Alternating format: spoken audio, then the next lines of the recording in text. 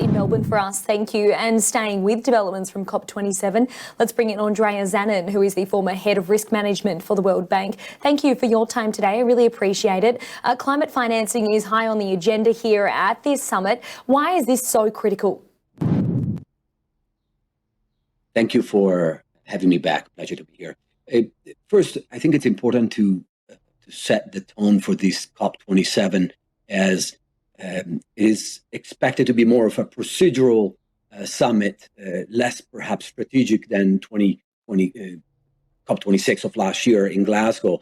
Climate finance is the entry point for developed nations, G20 countries, to fulfill that commitment of the $100 billion investment per year to help vulnerable countries address their climate vulnerability, the disaster risk, as well as the climate damage and losses that it's being talked a lot about. And this $100 billion have not materialized. We're still falling short. So it will be the turning point for converting commitments into real implementation, which is what Egypt should be about. Well, that's the thing, isn't it? We're hearing lots of promises and pledges, but it's the action that actually counts here. And I think that's what the UN Secretary General Antonio Guterres was sort of saying. And he made a pretty stark warning. We're on the highway to climate hell because we've got so much happening in regards to geopolitical tensions at the moment. We've got the war in Ukraine, not to mention off the back of the pressures of the COVID pandemic as well, and economic pressures there. Is this having a real impact on the ability to transition to renewables? Massive, Holly. I think those are very, very smart points. We've had crisis after crisis. We start with COVID. The global economy lost 10% of GDP, close to $8 trillion.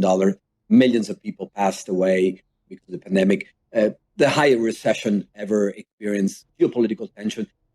I think we have to recognize the political posturing at this summit and the conversion to real investment and transition to the green energy that we all speak about.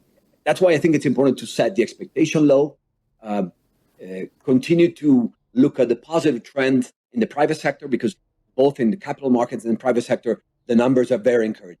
Trillions of dollars, just to give a few numbers, clean tech in 2022, $1 trillion investment.